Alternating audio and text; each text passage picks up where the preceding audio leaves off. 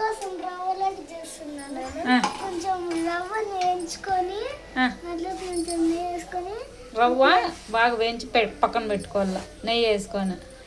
మళ్ళీ దీంట్లో కొద్ది కొంచెం నెయ్యి వేసుకొని జీడిపప్పు బాదాం రెండు దాంట్లో నెయ్యిలో బాగా వేయించుకోవాలి. దీంట్లోకి నేను షుగర్ ఏమి వేయలేదు, బెల్లంతోనే చేసిస్తాను పిల్లలకి.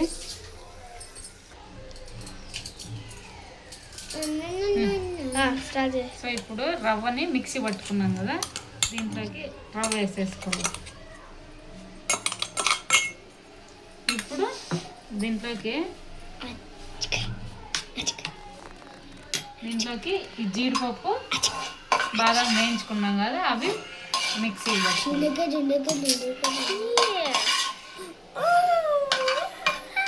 బాగా వస్తుంది. ఇవి మిక్సీకి పట్టేసుకున్నాం. అవి మిక్సీ కొడితే అవి సో ఇలా పొడి పొడిగా వచ్చేసి జీడిపప్పు బాదాంను మిక్స్ చేసేసి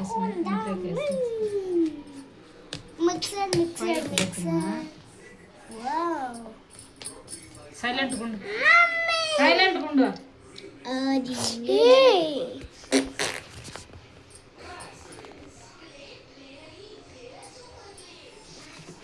ఇది కొంచెం చల్లారినాక వేసుకోండి. నేను వేడి వేడి చేసినందుకే ఇది పట్టుకుంటే ఎక్కడ కాలుతుంది.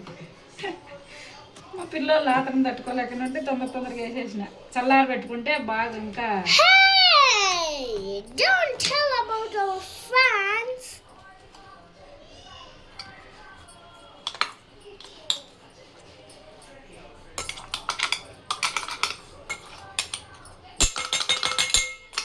Palakala.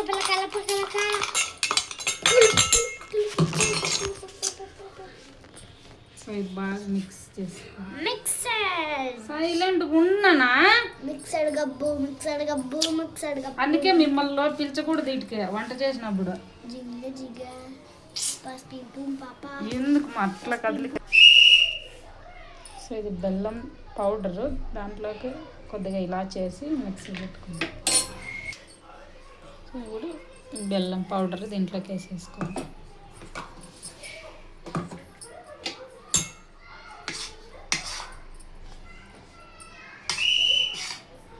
ఇలా చేసింటే మంచి ఫ్లేవర్ స్మెల్ వస్తుంది. సో ఇది బాగా కలిసిపోయింది.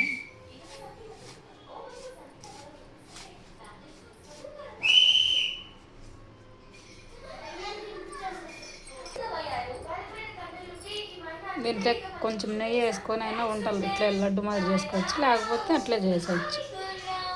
సో బెల్లంతో రవ్వ లడ్డు పిల్లలకి మంచి హెల్తీగా.